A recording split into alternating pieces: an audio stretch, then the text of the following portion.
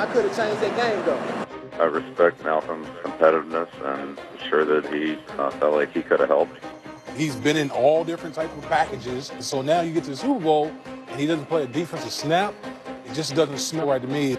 In the end, we have to make the decisions that we feel are best for the football team, and so we did. That's what I did. I ain't Miss Cleo, so I can't tell the future. Well, this is what Malcolm Butler told the Boston Herald on why he did not play a snap in the Super Bowl. I never got a reason. I feel like this was the reason. I got kind of sick. I went to the hospital. They probably thought I was kind of late on the game plan. I wasn't as locked in as I should be, and could have been a match. It could have been a matchup deal. It could have been anything. But Bill Belichick has been doing this for a very long time. He took a veteran out of the Super Bowl before me and put in a first-year rookie, and that turned out right. So you could never question his decision. It didn't work out right. It didn't work out the best for me or him or the New England Patriots, but I can say he won more than he lost, so it is what it is. I always have love for New England, Bill Belichick, Mr. Kraft, all those guys. Life goes on. Teddy, I'll start with you on this. I mean, because there were two different tones there. Yeah, sure. And it's very I'll just let you very dissect interesting it. from what Malcolm is saying there in terms of a player saying I'm not as locked in as I should have been during the week of the Super Bowl. Mm-hmm. That's revealing there. Also, the understanding that he had in that, and also saying that there's a reason why I became a Super Bowl hero, and it's because Bill Belichick saw Kyle Arrington and struggling in the Super Bowl and took him out and said, Malcolm, go. You go ahead and go in there. So there's a lot that goes on here. I mean, I think Malcolm understands the whole situation. I mean, in terms of not getting a reason why that you're not playing, I don't know. They put packages up on the wall. Here's nickel, here's dime, here's regular. You're on certain packages. I don't know if they don't give you reasons why you're not on certain packages in there. This is the way it is. You know, you want to have your conversation with your coach, you can have it, but you really don't get a reason why you're not going to play, and this is why. Because of this, it's just black and white like that. So, but for Malcolm not to play and Malcolm to say this now is a little revealing. It helps you understand it a little more. And Bill Belichick, what he'll say, and what I've always learned is he's going to do what's best for the football team, and in his opinion, he did there. Well, and I do think it was notable that Butler said, look, he's won more than he lost. Because really, I mean, that's true. Yeah, and credit to Malcolm, too. But he's cashing in on this because, as he noted, Bill took that chance on him at a critical time, which put him on the map, so to speak. And then he continued to play well. And obviously, it did not end the way Butler would have wanted, or the way the Patriots would have wanted. Yeah, or Belichick himself. And Devin McCourty himself, a teammate, said what, Teddy? Devin said, we knew Malcolm wasn't going to play the entire week. Hey, he said that publicly, and I mean, if you know what's going on, you know the entire week. I mean, you're probably not getting many practice reps. He's not locked in as he should have been, like he's saying. This is just the way it is.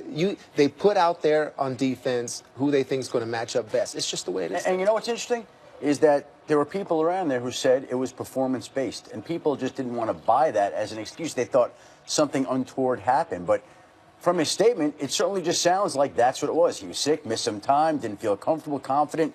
They went in a different direction at that point in time. I thought that was a pretty mature statement for a young man. I did, too. And I thought he deserved credit for that. And you know what? He got the big deal he wanted, so the play in the Super Bowl didn't impact him dramatically. He handled that the right way. He got what he wanted. He got what he wanted, by the way, from Mike Vrabel, a former Patriots linebacker, from John Robinson, a former Patriots front office executive. So clearly they were comfortable with everything that they heard from the New England Patriots in regards to Malcolm Butler. It's become so rare these days to have anybody say, you know what, part of that may have been on me, you know. Yeah. So when you hear it, there's various New England Patriot game plans where on the offensive side of the ball, you don't see a running back for a couple weeks. I mean, you don't see a tight end play because of planning and things like that. It's game plan. And do you have a little bit of a ripple effect in the locker room, though, like, well, I think he should have played.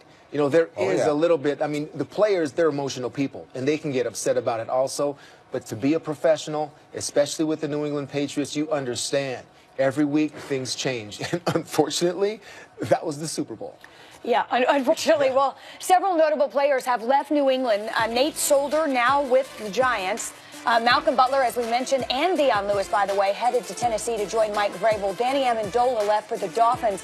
But the Patriots will get Julian Edelman back from injury. I'll ask you two questions, the first of which, if there's any concern, which I feel like we ask all the time, and the answer is always no.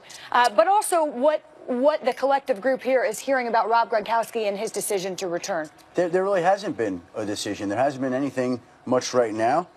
And it's a situation where basically he's been rather quiet and mysterious. And I don't think anybody's heard one way or another what he's going to do. He's been non-committal. There continues to be no idea that he's got a decision. We'll see moving forward. But won't we be surprised if he actually retired? I'll be almost shocked. I know that it's hanging out there, but I would expect I agree. This guy. I think he's back too, but we haven't heard from him.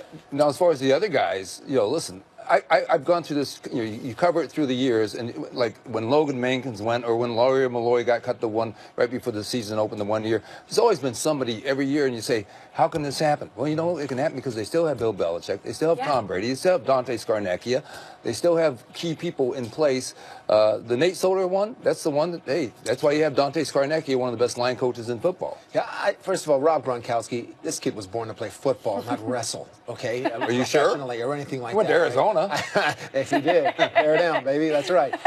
But I'll tell you, I don't see Rob not playing football. It's what he's good at. He's healthy. Would he like a better contract? I'm sure. He would like to be compensated a little bit more. But in terms of those losses, I see Nate Solder as being a huge loss, too, because that directly correlates to the health of Tom Brady. That needs to be, I don't know, Dante Scarnecchia. You're going to have to pull out some magic with the various pieces that they're going to, put together for that offensive line. It may take a little while to do that. Maybe September they struggle. Maybe September Tom Brady takes a few more hits than he's used to taking because an offensive line is developing a little more, and then a 41-year-old quarterback is struggling to make it late December.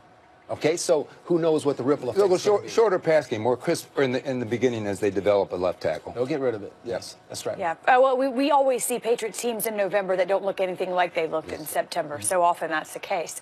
Jordy Nelson possibly headed to Oakland. Will he be an additional weapon for quarterback Derek Carr? We'll have the latest on a possible Nelson landing in Oakland when we come back.